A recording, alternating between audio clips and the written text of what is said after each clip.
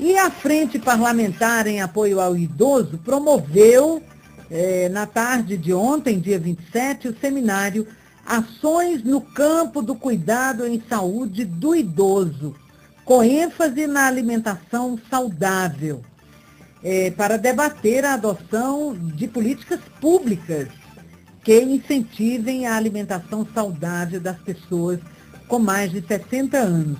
Para fazer um balanço deste seminário, nós vamos receber aqui o deputado federal e presidente da Frente Parlamentar em Apoio ao Idoso, Vitor Paulo, do PRB do Rio de Janeiro. Boa tarde, deputado. Bem-vindo. Boa tarde, Eugênia. Muito obrigado pela sua atenção e quero parabenizar pela audiência do seu programa. Muito obrigada, deputado. E qual é a avaliação que o senhor faz desse seminário realizado ontem, falando de um assunto que aparentemente pertence à cozinha ou à geladeira das pessoas idosas, né? É verdade, Eugênia. Foi um debate assim, de altíssima qualidade. Eu quero parabenizar principalmente os participantes, a professora Cristina Pedra, quem coordenou o debate, representante do Ministério da Saúde, nutricionistas, a sociedade civil organizada, o deputado Ricardo Quirino, que é o secretário do Idoso do Distrito Federal, participou, enfim, ONGs, o Conselho do Idoso, enfim. Foi um debate de altíssima qualidade, principalmente os idosos. Participaram em massa, no auditório, com muita gente, e foi um debate que nós, como que bem disse o tema, ênfase à alimentação saudável para os idosos. E pesquisas mostram, Regiane, que os idosos, eles têm muitos problemas de saúde. Que natural, tem problemas que de natureza genética. Se chega a 60 anos, você vai ter alguns problemas que é natural. Você vai enxergar um pouco menos, você vai ouvir um pouco menos, isso é natural. Mas são doenças que hoje, crônicas com esse idoso.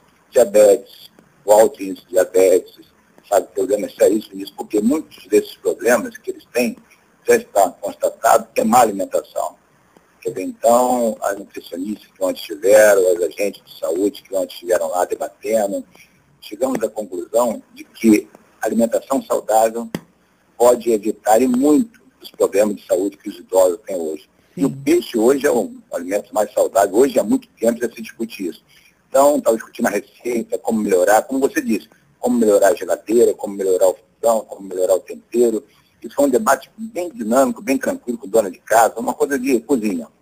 Agora, esse seminário falando da alimentação do idoso, ele, muitas vezes, as pessoas idosas também têm aqueles hábitos que foram formados ao longo da vida e têm uma certa resistência. É fácil mudar isso, deputado? Vocês também viram esse lado da questão? Como romper com hábitos que foram formados durante toda a vida? Não é fácil, Jane. Principalmente que a grande maioria das pessoas com mais de 60 anos são pessoas que foram criadas na área rural do Brasil, não é verdade? Sim. Pessoas que foram criadas no interior, então tem os seus hábitos natural. Mas a comida interiorana, a comida de casa, a comida, isso é muito mais saudável. Não é? E eles, muitas vezes, os idosos dizem, falam, não, nunca tive nada. Muitas pessoas sabem disso, mas é importante dizer, tem pessoas que chegam a 60 anos e não foram médicos. Tem mulheres que nunca foram uma médica, um ginecologista, coisa parecida, nunca teve um exame, nunca teve nada. Então, acho que nunca teve nada, não tem problema nenhum. Então, é muito mais difícil cuidar. Mas consegue, com muito jeito, com muito cuidado, mudar esses hábitos, sim. Não de uma forma radical, mas de uma forma, um consenso, mudando uma coisinha ali, outra ali, diminuindo o açúcar. Muitos deles são diabéticos, tirando o açúcar com muito cuidado, substituindo aquele açúcar por algo nutritivo, por uma fruta, por um alimento que tem rico em açúcar, rico, enfim. Então, os nutricionistas deram uma aula para todos nós ontem, não sou especialista da área, naturalmente, eu não sou médico, mas aprendi muito ontem com elas, e esse conceito, nós queremos levar para o Conselho Nacional do Idoso, que já debate isso, e também para os conselhos municipais dos idosos, que é lá na ponta que se discute isso, como melhorar a vida do idoso, o idoso participar junto aos conselhos municipais, fazer campanha educativa em casa, em supermercado, em feira livre, enfim.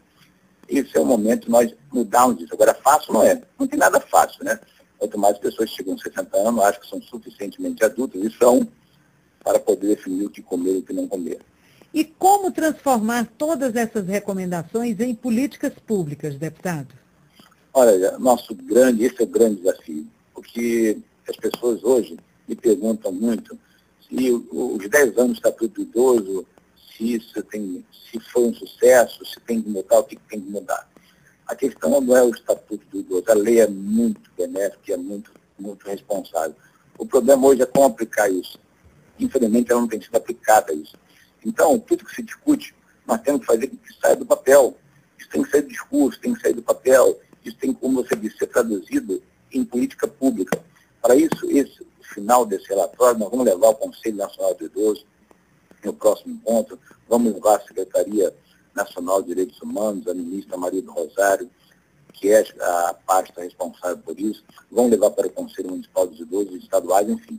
É isso, é de fato fazer um esforço tremendo para que possa traduzir isso, e isso ser de fato eficaz, para que políticas públicas junto ao Ministério do Desenvolvimento Social e Combate à Fome, enfim, Ministério da Saúde, nós temos que fazer uma empreitada, uma grande empreitada para que isso se torne de fato realidade. Ficar no papel não adianta nada, mas também não podemos perder a esperança de que nada vai acontecer. Pois é, e também qualificar, treinar e recomendar muito bem essas políticas públicas têm que estar, como o senhor falou, na ponta de quem vai.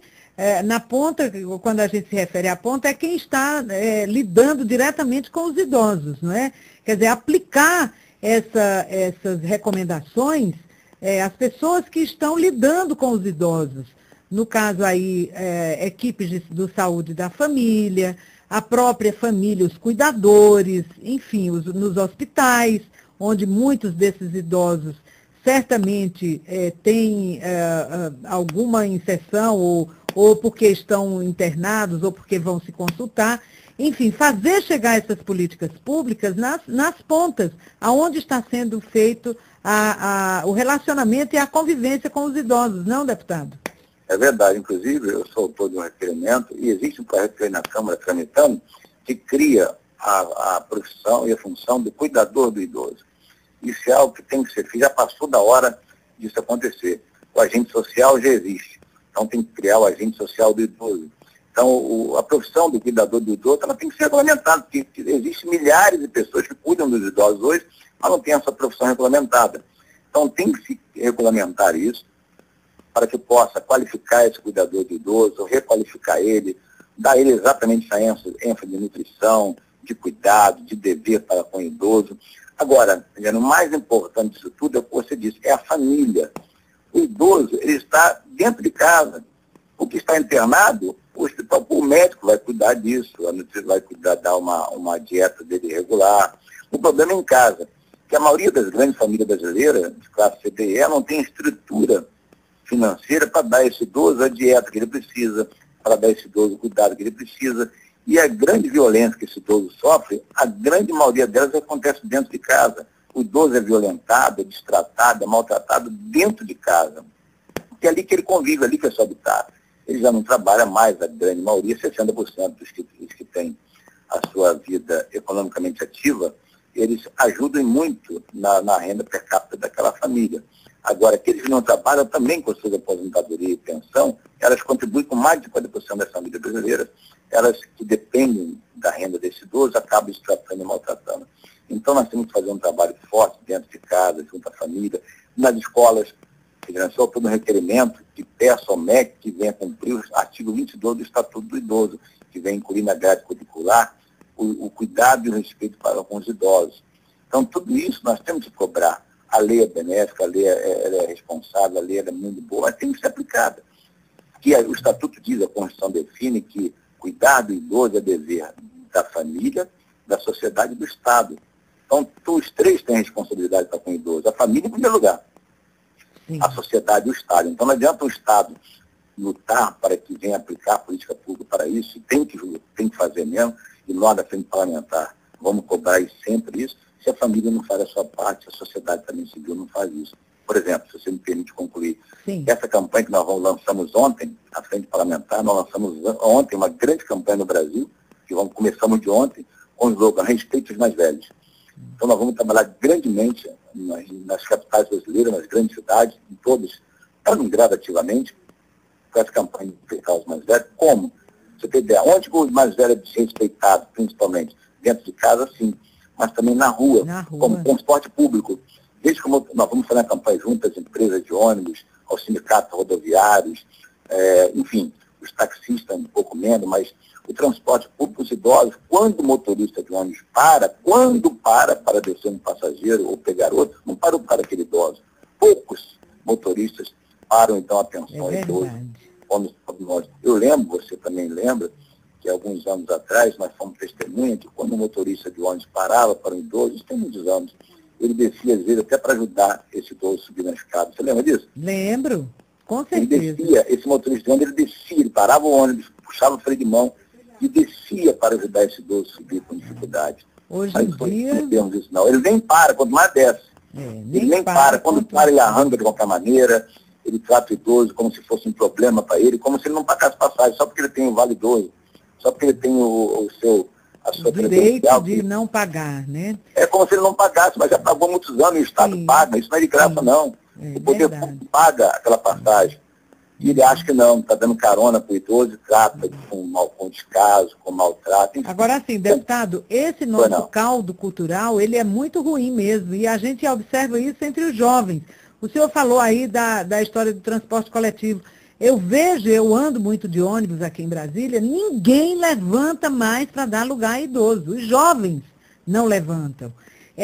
Assim, a gente precisa fazer campanhas de resgate desse respeito mesmo, né? As pessoas de mais idade, né? Como eu disse ontem, essa campanha a respeito dos mais velhos, nós vamos trabalhar nas escolas públicas e particulares, nas creches, porque você começa não só na creche, mas escola no jardim de infância, enfim, nas escolas, de modo geral, todas as crianças que estão em idade escolar, vamos fazer uma campanha juntas, professores, educadores, pais e alunos, associação de pais e alunos, porque eu sou de um tempo, agora que eu tenho 47 anos, eu sou de um tempo que eu, quando entrava em transporte público, grande maioria das vezes, até hoje, mas quando jovem muito só andava de ônibus, naturalmente de trem, eu sentava um jovem, uma idosa entrava, isso era automático.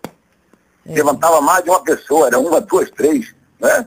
Levantava 2, 3 pessoas para dar lugar a um idoso, disputava, ele queria escolher lugar para sentar. Né? As crianças davam bênçãos aos mais velhos, você lembra disso? Lembro. Hoje, as crianças chutam a canela dos mais velhos, as crianças dizem que o vô está velho, o vô está morrendo. Quer dizer, então, hoje não existe mais essa educação, essa cultura. Mas por quê? Porque os grandalhões, os adultos, as pessoas adultas, não dão exemplo. É verdade. Eu quero agradecer... Nosso tempo, infelizmente, terminou, deputado. Eu quero agradecer ao presidente da Frente Parlamentar de Apoio ao Idoso, deputado Vitor Paulo, do PRB do Rio de Janeiro, falando aí desse seminário de ações no campo do cuidado em saúde do idoso, com ênfase na alimentação saudável. Deputado, obrigada por compartilhar aí essas experiências conosco aqui no Tarde Nacional. Obrigado a você, Jane. Vamos comer peixe. Os idosos precisam comer mais peixe, todos nós, é saudável. Tá bom, obrigada. Tá.